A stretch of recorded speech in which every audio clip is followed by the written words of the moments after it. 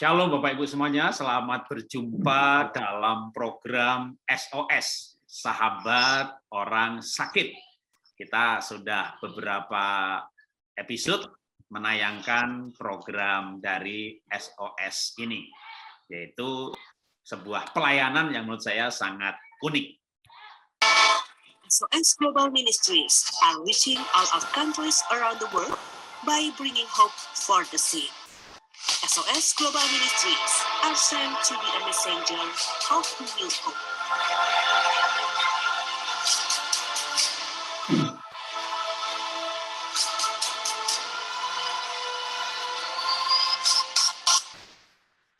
Ya, sahabat orang sakit sudah melayani bertahun-tahun, dimulai dengan pelayanan di Singapura, lalu sekarang sudah ada di berbagai kota dan negara.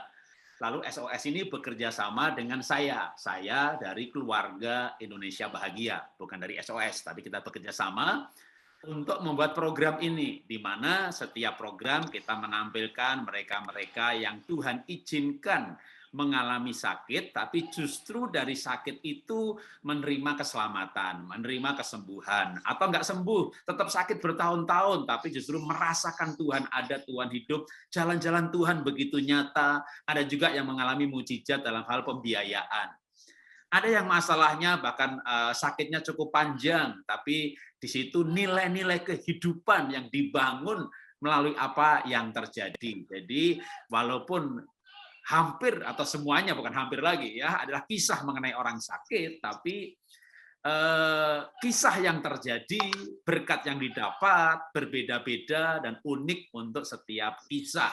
Jadi kita sudah menampilkan begitu banyak orang-orang yang Tuhan izinkan mengalami hal yang tidak dikehendaki, tapi dari situ justru menemukan nilai-nilai yang ilahi. Nah, hari ini kita akan berjumpa dengan Pak Petrus Kelvin. Ya, kalau pendeknya Pak Petrus. Selamat berjumpa Pak Petrus. Halo. Ya, Pak Petrus ini warga negara Malaysia. Ya, benar Pak. Benar. Nah, tapi menikah dengan orang Indonesia. Ya, benar. Tahun 2000. Ya. Dan tinggal di Jakarta sih. Oh, udah jadi orang Indonesia dong. Ya, sejak 98 saya udah di Jakarta. Oke. Ya. Nah, ini Pak Petrus saya menerima ini ya. Jadi saya akan tunjukkan kepada teman-teman yang melihat acara ini, foto-foto dari Bapak ya, dan nanti sambil kita bercerita. Nah, ini kayaknya foto Bapak masih agak muda ini ya Pak ya? Ya, ini tahun 2015 sebelum saya sakit itu. Oh, 2015. Awal bulan Januari 2015 ini. Masih sehat-sehat ini. Iya. Nah, terus langsung aja nih kepada foto di mana Bapak berbaring dan kondisinya, penampilannya beda sekali jadinya.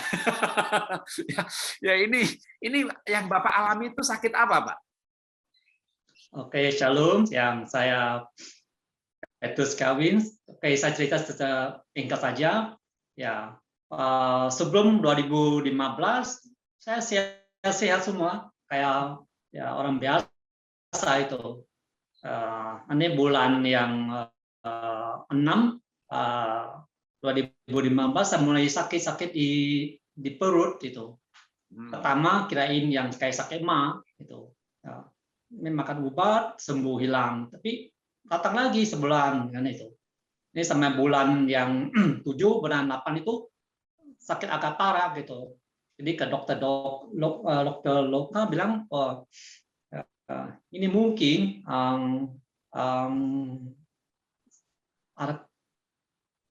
ada hubungan dengan kanker usus itu. Wow. Ya, dia ajukan saya ke Singapura itu.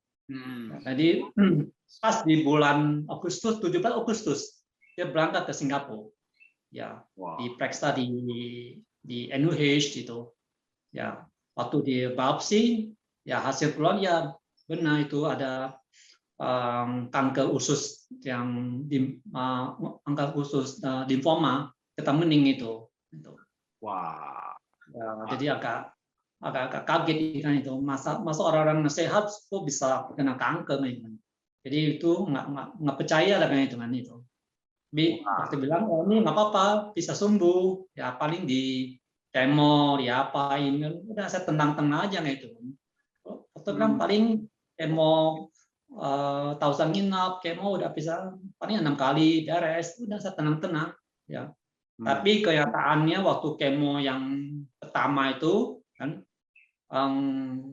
kondisi saya drop ya, harus masuk ke ICU ya waktu keluar dari ICU ternyata usus sudah dipotong 2 meter itu soalnya dokter bilang itu getah bening nempel di usus waktu kemo mungkinnya ususnya terlalu tipis jadi bocor kan itu termasuk ke operasi ya mau usus dipotong 2 meter ini yang usus yang udah dipotong 2 meter itu kan biasanya tinggal 1,5 itu ya waktu keluar dari ICU wah itu semua dunia kita udah berubah saya. Wah, itu lihat gambarnya aja tapi saya harus tampilkan, mohon maaf ini yang pemirsa ya, karena supaya kebayang gitu, segitu banyaknya usus yang dipotong. Oke, silakan dilanjutkan Pak Petrus. Ya, menurut saya itu yang mau harus di proses kemo kan itu. Tapi kondisi udah dioperasi, dipotong, mungkin nggak sesuai dokter bilang mungkin ada dua-duanya yang harus dokter tim pertama bilang harus tunggu sembuh dulu yang operasi satu dokter bilang yang kemo berjalan itu ya jadi setelah didiskusi dengan istri ya lanjutin dua-duanya ya samping berobat samping kemo itu memang agak berat itu nggak berat gitu kan ya dokter bilang ini memang berat. Satu sisi kamu udah operasi dipotong usus yang 2 meter, satu sisi harus di kemo 6 cycle gitu. Tapi kenyataannya benar setiap kali di kemo berat saya turun. Waktu itu yang berat saya lagi normal itu yang 70 kilo ya. Tapi dalam 4 bulan berat saya turun tinggal 37 kilo gitu kan. Ini istri ya Pak ya? Ya, ini istri. Ya, Jadi, ini istri yang ikut mendampingi selama sakit di Singapura ya, cukup panjang ya. Oke, ya, kita lihat lagi keluar dari rumah sakit itu tahap pertama itu. Oh, Jadi totalnya saya di rumah sakit itu 9 bulan. Di rumah sakit 9 bulan itu. Kalau ini Pak sakit ya puji Tuhan ya bisa keluar dari rumah sakit itu. Nanti diajak pastep ya walaupun masih pasang kantung di usus masih di luar belum sambung lagi ya tapi udah diajak pastep doain orang lain kesaksian di mana-mana harusnya nggak boleh dokter bilang harus di apartemen sendiri jangan ke tempat yang ramai ya supaya jaga kesehatan tapi mana pastep yang diajak saya pesan di mana-mana itu. Pertama saya agak ragu-ragu kayak itu kan. Tapi saya waktu di rumah sakit udah dibaptis oleh pastef, saya percaya apa yang kata Tuhan pasti benar itu. Tidak ikutin aja walaupun kita nggak tahu apa yang akan kejadian itu. Tapi tetap ikut apa yang disuruh. Oke, Pak. Itu indah itu waktu. Ya, Pak Petrus. Boleh diceritakan, jadi sebenarnya secara jangka waktu, berapa lama itu ada di rumah sakit, diobati? Ya, tadi kita ada 2 tahap. Ya, tahap pertama itu 9 bulan di rumah sakit itu. Ya, tahap pertama dari bulan September ya sampai tahun 2015 sampai 2016 bulan Mei baru bisa keluar itu. Terus totalnya 9 bulan di rumah sakit. Itu. Wah, 6 bulan. Lalu sempat keluar, terus masuk lagi tahap kedua. Ya setelah itu usus masih pasang di luar, itu pakai stoma bag. Setahun kemudian masuk lagi rumah sakit untuk pasang balik ususnya. Ya. Oke. Jadi total di Singapura berapa lama itu, Pak? Sampai 2,5 tahun ya. Wah, 2,5 tahun. Waduh, ini di rumah sakitnya 6 bulan, lalu rawat jalan. Yang di rumah sakit 9 bulan ya. Totalnya jadi kalau di tahap 1 sama tahap 2 menjadi 9 bulan, tapi rawat jalan di Singapura-nya dijumlah dengan di rumah sakit 2,5 tahun. Ya benar Pak. Wah, ini kan kalau bicara biaya nggak sedikit ini, tinggal di Singapura selama 2,5 tahun, 9 bulannya di hotel rumah sakit. Nah, ini maaf nih saya mungkin ya dalam keadaan seperti ini kok mukanya ketawa, tapi maksud saya begini, saya yakin Pak Petrus mengalami dalam masa yang panjang seperti itu, ya pernah nggak Pak Petrus itu istilahnya tuh khawatir, mungkin sembuhnya udah yakin, tapi soal biaya, soal kehidupan, dari total waktu tadi yang paling menyedihkan atau paling menakutkan yang mana, Pak? Ya itu yang waktu keluar dari ruang ICU itu, ya setelah operasi itu ya dokter bilang kamu udah dibuang 2 meter itu, wah itu benar-benar bukannya ketakutan itu kan, itu kayak dunia itu udah kiamat, itu udah wah bagaimana itu mungkin kan itu kan. Sekarang masalahnya masuk semua kan, ya yang dunia saya udah berubah total gitu. Bukannya sakit ya, secara finance, secara ya masa depan gimana, anak bagaimana, istri bagaimana, semua itu semua masuk dalam waktu yang sama itu. Jadi pikiran saya udah hilang gitu. Jadi benar-benar takut itu luar biasa. Saat itu saya belum percaya Tuhan itu. Ya. Oke. Karena itu. Nah, terus ceritanya gimana dari keadaan yang sangat desperate ya, putus harapan, khawatir, itu akhirnya bisa punya pengharapan, bahkan tadi cerita dulu belum kenal Tuhan, akhirnya bisa kenal Tuhan. Itu gimana Pak Petrus?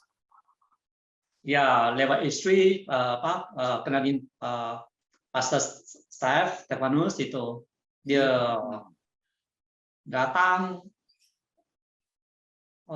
malam itu, tengah malam jam 11 lebih malam, waktu masih di ruangan ICU. Ya, dia langsung tanya saya, percaya Tuhan enggak itu?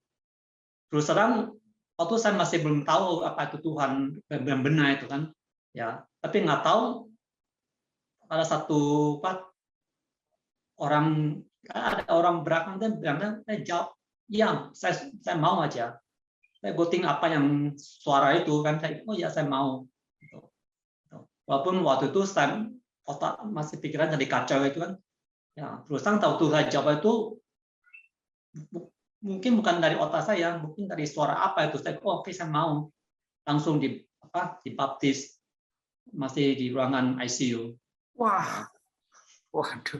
Tapi setelah itu terus Bapak merasakan apa? Tenang, damai, atau masih bergumul, butuh waktu lagi? Ya terusan itu masih belum, tapi perasaan agak tenang, tapi masih belum total kan, tapi perasaan ada sedikit harapan itu kan, tapi masih belum. Saya masih tentang kalau bicara sembuh, saya mau ini saya itu. Ya tapi mulai ada ini ya, karena ada Pak Stefanus, hamba Tuhan yang melayani, mulai ada teman, mulai dapat komunitas di Singapura, mulai nggak merasa sendirian, lalu pelan-pelan imannya dibangun lewat pertemuan dengan SOS atau sahabat orang sakit ini ya Pak ya. Ya, setelah itu hampir tiap hari email SOS datang doain saya. Dari pagi istri saya baca kitab yang Mazmurnya 91, tiap hari ulang tulis, malam pastor datang, siang tim OE datang doain. Itu wah itu benar-benar doa biasa itu kan itu. Itu saya ngalamin kan ya, supaya ini dunia saya belum tamat, masih ada harapan itu. harapan muncul terus, walaupun setiap kali kemo itu kondisi saya drop terus. Ya, tapi saya nggak tahu kenapa saya ada kekuatan itu, ya bisa hadapin setiap hari itu kan. Itu memang proses yang luar biasa. Oke, nah terus tadi kan di Singapura 2,5 tahun. Dalam proses pergumulan yang demikian, Pak Petrus justru diajak oleh Pak Stefanus untuk melayani, untuk bersaksi. Nah, Ya, apa bisa diceritakan pengalaman apa nih yang bisa didapatkan lewat kegiatan bersaksi ini bagi Pak Petrus apa ini? ya waktu keluar dari 9 bulan, keluar dari rumah sakit, hanya bulan pertama pastor ajakin saya bersaksi kan, saya kaget kan, oh waktu saya masih duduk di kursi roda, masih belum bisa jalan kan, tapi udah ajak pastor, oh kita ya, doain orang lain itu kan, saya kaget kan itu kan. Dia bilang bahwa ini dokter bilang saya nggak boleh ketemu orang, nggak boleh ke tempat ramai itu supaya jaga kesehatan. Malah pas saya diajak saya ketemu orang itu kan agak aneh kan menurut saya. Tapi nggak tahu kenapa saya udah saya mau coba itu. Udah saya ikutin yang apa disuruh kan. Tapi ternyata enak itu kan, senang itu. Setelah sharing kesaksian dengan orang ini, ya lebih yakin, ya merasa lebih senang itu, di tempat orang gembira itu, wah itu luar biasa. Jadi Bapak kayak menemukan sebuah arti hidup yang baru dari kegiatan yang tadinya nggak pernah kepikir ya Bapak, cerita kesana kemari, kesaksian kesana kemari. Nah, ya, lewat hal ini nilai hidup atau tujuan hidup apa yang Bapak dapatkan? Ya memang benar. Dari dulu saya hanya pikiran kerja terus kan. Ya, saya bisa kerja pagi sampai malam kan. Tapi nilai hidupnya kayak nggak ada itu. Ya, tapi lewat ini saya percaya ini saya bisa sharing ke orang lain, bagi berkat ke orang lain lewat apa tangan Tuhan itu. Wah, hidup itu penuh dengan harapan, penuh dengan kekasih. Itu memang itu luar biasa, chapter yang baru untuk saya itu. Menjadi sebuah bagian dari warna kehidupan yang berbeda yang sebelumnya sama sekali itu nggak ada dalam kehidupan Pak Petrus ya. Dan sebagai pengusaha atau orang profesional ya kerja, cari uang, kerja lagi, karier, bangun perusahaan, nggak kepikir nolong orang lain, doain orang lain, cerita, gak ada waktu lah untuk hal begitu. Ngapain kayak orang nganggur saja. Tapi lewat sakit yang Tuhan izinkan terjadi ini justru seperti terbuka sebuah warna hidup, terbuka sebuah tujuan hidup. Oh, ternyata berguna bagi orang lain, menghibur orang lain, memberi kekuatan kepada orang lain itu ada rasa bahagia yang berbeda ya. Seperti Bapak kan waktu sakit nggak ada harapan, mendapat kekuatan dari orang lain, Bapak sendiri senang. Tapi sekarang kesenangannya adalah ketika membuat orang lain senang, ya, orang lain kuat, orang lain yang nggak punya pengharapan jadi punya pengharapan, tiba-tiba menemukan kesenangan seperti itu ya Pak Petrus ya. Ya, waktu kerja hidup saya sempit kan, hanya segmen tertentu. Waktu lewat SOS, doain orang, wah itu warna kita, hidup saya berwarna-warni gitu kan, itu mana senang gitu. Wah, kayak ketemu dunia yang baru. Betul sih, itu dunia yang baru karena itulah hidup yang baru di dalam Tuhan. Di mana sebelumnya kita hidup seperti dalam dunia ini pada umumnya ya hidup itu untuk diri sendiri atau keluarga sendiri, dinikmati sendiri, dalam arti ya egois gitu kan. Tiba-tiba kita hidup baru dengan cara yang baru, bahkan dengan tujuan hidup yang baru. Nah, berbicara tujuan hidup yang baru Pak Petrus, boleh dengan kesaksian sekarang ini, kita bicara sekarang ya, atau mungkin sebelum dijawab nanti saya akan minta Bapak cerita soal foto-foto.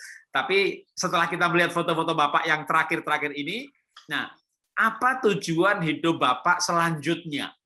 Ya, kita sebelumnya kita lihat dulu foto-foto Bapak setelah pulih ini. Ini pulihnya menurut saya luar biasa ini ya. Ini nah ini Bapak di mana nih Pak? Ini di Jepang ya. Wah, aduh, udah bisa jalan-jalan sama keluarga ya? Ini 2019 ya. Oke, ada lagi, ada kayak ada salju-saljunya. Ini sama ya di Jepang ya? Ya, di Jepang itu. Ini di China. Wah iya, mantap. 2020 lah nih, awan-awannya. Kalau ini sama Ini juga, Cina juga. Wah ini tembok ya kelihatan, ini mah nggak perlu cerita, ada kelihatan tuh belakangnya tuh. Tembok China ini.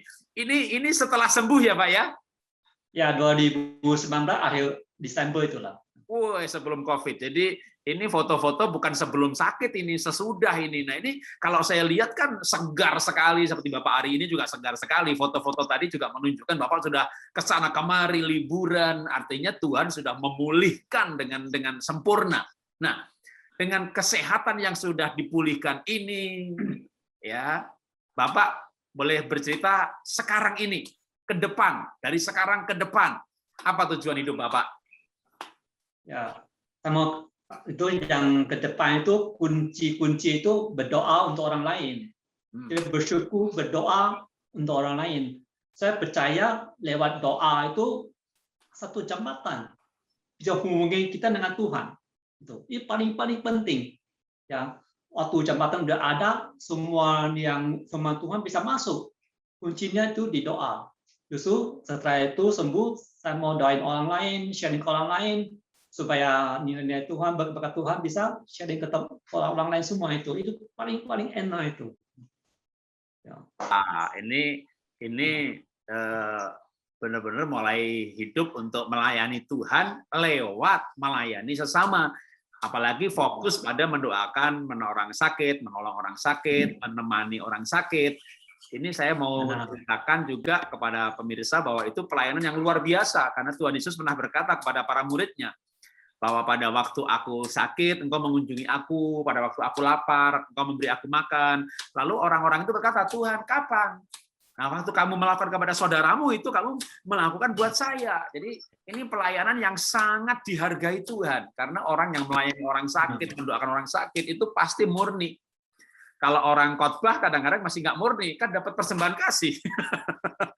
Karena dikasih uang gitu ya, di dalam arti ya bukan uang kayak kasar banget, tapi dikasih persembahan kasih. Jadi kadang-kadang masih bisa ada motivasi yang lain. Tapi kalau kita doakan orang sakit, mana ada yang ngasih duit. Malah kadang kita didoain orang, ya itu dia. Doain apapun kondisi kita bisa doain orang itu gampang. Dan ini menurut saya sebelum saya susah untuk doain orang, tapi di beberapa proses ini saya percaya ya walaupun doanya singkat, tapi nilai-nilai Tuhannya itu bisa berkat bagi orang lain, itu paling penting itu. Ya karena saya setuju tuh Pak Petrus ya. Kadang-kadang bahkan kadang kita merasa doa kita tuh kayaknya kok biasa-biasa saja, kalimat kita belum pintar berdoa, tapi tunggu dulu. Kalimat itu menjadi berarti pada saat yang tepat. Jadi ketika kita ngasih nasihat kepada orang senang, udahlah, jangan susah. Ya orang itu bisa ketawa, emangnya gue susah. Tapi kalau dia lagi susah beneran gitu, lalu kita berkata kalimat sederhana, percaya dah, Tuhan itu membuat semuanya indah pada waktunya. Pendek, tapi itu bisa kayak teng begitu. Sama juga ketika ada orang sakit, Bapak bicara kan berdasarkan pengalaman yang dialami.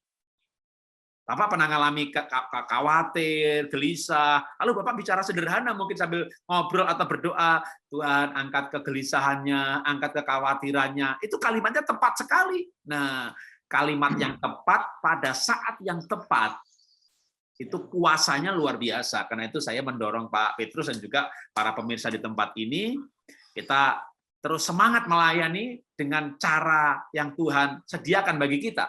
Tidak harus jadi pendeta, tidak harus buka gereja, tapi hanya bukan hanya sih, dengan mengunjungi orang sakit di antaranya, memperhatikan orang lain, memberikan kata-kata nasihat yang tepat. Bukan karena kita mau banyak ngomong, tapi kita berjumpa dengan orang-orang yang memang membutuhkan kalimat yang tepat. Itu sesuatu yang luar biasa. Oke, Pak Petrus, kalau mau memberikan sebuah nasihat untuk para pemirsa, untuk kita semuanya. Kira-kira Pak Petrus mau memberikan nasihat apa nih Pak buat kita, Pak? Yang satu lagi yang mau sampaikan itu, ya yang kita berdoa untuk orang lain, ya, atau waktu kita sakit, ya dipanggil Tuhan, atau isunya dipanggil Tuhan, total itu beda kan? Kalau dipanggil Tuhan, dia nggak dia kondisi apapun, mau sehat, mau sakit, tetap dipanggil Tuhan. Ya, jangan campur aduk. Ya, waktu sekira sakit pasti dipanggil Tuhan. Itu jangan campur aduk. Dipanggil Tuhan itu setiap waktu bisa, nggak dia kondisi. Ya, yang penting kita tetap berdoa, bersyukur. Ya, itu yang paling penting. Oke, terima kasih Pak Petrus. Singkat, padat, namun memberkati. Jadi saya akan memberikan penutup, ya, menekankan yang bagian terakhir yang Pak Petrus katakan tadi, bahwa kondisi apapun, ya, itu kita harus melayani. Bahkan kita bisa melayani baik sehat ataupun sakit. Ya, karena sakit tidak harus pasti berhubungan dengan hal-hal yang tidak baik. Wah, ini pasti punya dosa nih. Memang bisa juga orang sakit karena punya dosa. Misalnya rakus makan lombok lalu mencret, ya itu kan sakitnya karena kerakusan. Tapi bisa juga masalah itu bukan karena ada kesalahan. Paulus di penjara, ya karena Tuhan punya rencana supaya Paulus berjumpa dengan kepala penjara, seisi penjara bahkan kepala rumah penjara itu sekeluarganya bertobat. Sadrak, Mesak, Abednego atau Daniel masuk gua singa juga karena nggak punya dosa, tapi supaya raja bisa melihat bahwa Allahnya Daniel mampu menyelamatkan dari singa, sehingga akhirnya raja bertobat. Demikian juga dengan masalah-masalah yang kita alami. Pak Petrus mengalami sakit. Kalau saya memang cukup jarang sakit, tapi saya kalau masalah hidup saya ini banyak banget, ya. Yang bangkrut, yang kebakaran, yang ditipu orang. Ini baru kemarin, baru hari lalu ini, baru 1 hari yang lalu, Instagram saya dihack, ya. Jadi sampai sekarang belum pulih. Jadi kalau saudara mungkin sekaligus untuk demi keamanan, ya, jangan sampai saudara yang melihat acara ini mungkin salah satu follower saya, Anda anggap itu masih saya, lalu misalnya minta sumbangan atau minta doa. Jadi akun Instagram saya dihack. Nah, mungkin bagi orang lain, gitu aja kok masalah gitu ya. Nah, tunggu dulu. Saya itu tahun lalu bangkrut. Tapi saya masih punya sekolah Happy Holy Kid. Lalu Happy Holy Kid itu sekolah playgroup TK, di mana pada masa pandemi ini sepi, sehingga malah rugi nombokin tiap bulan. Jadi sudah setahun ini saya hidup dari lukisan. Tapi saya nggak punya galeri, ya. Nah, saya itu jualnya lewat Instagram. Jadi kalau selesai ngelukis saya upload gitu ya, seminggu kemudian laku. Kadang lagi ngelukis belum jadi pun saya sudah upload. Pak, saya pesen yang itu gitu. Jadi selama ini Instagram menjadi kayak toko saya gitu ya, karena followernya 48.000 ya. Sejak dihack itu banyak tahu dihack, banyak yang unfollow masih 47 ribuan. Nah, jadi dengan follower yang banyak itu sudah setahun ini menjadi kayak etalase saya. Nah, tiba-tiba kemarin dihack. Jadi kayak toko saya hilang. Ya, yang penting kita tetap berdoa ya, berdoa. Ya, jadi saya masih kayak orang yang kehilangan toko nih, Petrus. Jadi tapi tadi mau saya katakan, maka saya senang dengan kalimat Pak Petrus tadi, apapun keadaannya tetap melayani. Nah, saya kan ini baru kemarin ini belum ada 24 jam ini, tapi ya saya tetap ketawa-ketawa aja karena begini.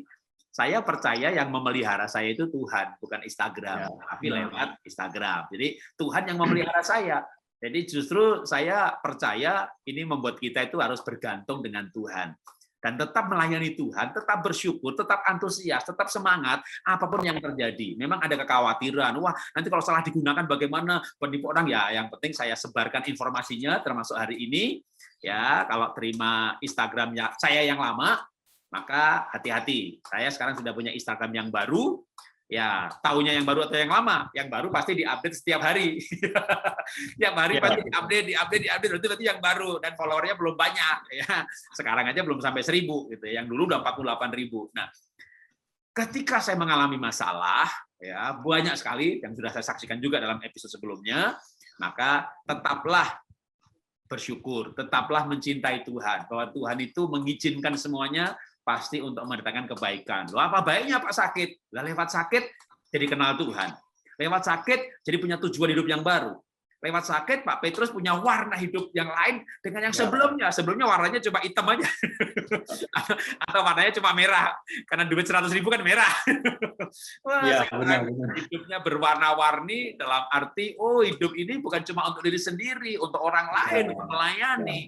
Jadi ada warna yang berbeda. Nah, sama juga kalau saya misalnya dengan kebakaran apa baiknya?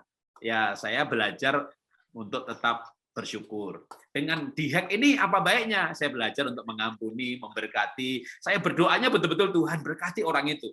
Karena kalau orang itu diberkati berlimpah-limpah, kayaknya nggak akan macam-macam dah. Ya, cari duit dengan yang baik. Atau mungkin bahkan orang itu nggak cari duit misalnya. Mungkin dia nge-hack untuk menunjukkan bahwa saya hebat gitu ya.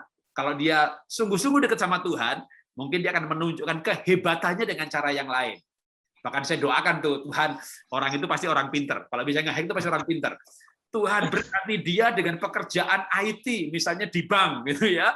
Bisa menjaga akun bank gitu ya. Kan gajinya tinggi loh. Jadi nanti dia bisa menunjukkan kehebatannya kepada pemilik bank. Nih, selama saya jaga aman. Jadi saya tetap belajar untuk tidak berkata-kata yang jelek, tidak mengutuk orang lain, itu melalui apapun yang terjadi. Karena itu saya bisa tobat ya, saya bisa tobat menaik Tuhan juga ya. Iya, kan orang bisa tobat karena Bapak karena sakit, siapa tahu orang itu tobat karena nge-hack saya. Ya, apapun yang terjadi. Oke, Bapak Ibu, kita sudah di penghujung acara, karena itu saya akan berikan kesimpulan singkat saja bahwa Tuhan itu baik. Kenyataan peristiwa Pak Petrus sakit tidak merubah fakta bahwa Tuhan Yesus yang adalah Tuhan mau menjadi manusia. Dan dalam keadaan sebagai manusia mati di kayu salib. Tapi bukan cuma mati karena dia bangkit lagi. Sebuah karya yang luar biasa untuk menyatakan cintanya kepada manusia yang dia ciptakan sendiri. Tentu dia bisa mengampuni dari sorga, tapi kenapa dia menjadi manusia? Untuk mendemonstrasikan cinta kasih yang nyata, sebuah kisah menjadi kisah cinta sepanjang masa. Nah, karena itu apapun yang terjadi, tidak merubah fakta, Tuhan tetap Tuhan, Tuhan tetap baik, Dia Maha Pengampun, tetap kuat dan percaya kepada Tuhan. Mari kita berdoa. Bapak, kami mengucap syukur hari ini dengan kesaksian Pak Petrus yang 9 bulan di rumah sakit, 2,5 tahun di Singapura, bukan hal yang mudah. Baik dari segi penyakitnya ataupun biayanya, kekhawatiran, kegelisahan, takut masa depan. Tapi melalui perjumpaan dengan SOS yang membawa Pak Petrus pada perjumpaan dengan Tuhan, maka Pak Petrus mendapat sebuah kehidupan yang baru. Tentu kami berdoa Bapak dalam nama Tuhan Yesus untuk setiap pemirsa yang juga mengalami masalah, apapun masalahnya. Supaya melalui masalah itu Tuhan menggunakannya untuk membuat orang memiliki hidup yang baru. Kami berdoa dalam nama Tuhan Yesus untuk Pak Petrus, Tuhan berikan kesembuhan yang sempurna, pemulihan yang sempurna, tetap terus berlangsung baik untuk ekonomi, kesehatan, dan keluarga. Kami juga berdoa untuk pemirsa acara ini, kalau ada yang mengalami hal-hal yang tidak diinginkan, percaya bahwa Tuhanlah yang menopang kita, Tuhanlah yang melindungi kita, Tuhanlah yang memberkati kita, Tuhanlah yang menyediakan bagi kita apapun yang kita perlukan, sehingga semua yang terjadi tetap dalam kontrol dan kendali Tuhan. Tetap hidup dalam damai sejahtera, sukacita, antusias, sehingga kita bisa menyatakan kepada dunia bahwa hidup kita berbeda karena Tuhan di dalam kita. Dalam nama Tuhan Yesus kami berdoa mengucap syukur. Amin. Ya. Amin. Tuhan memberkati Pak Jarod. Ya. Terima kasih. Terima kasih Pak Petrus untuk kesaksiannya. Tuhan memberkati.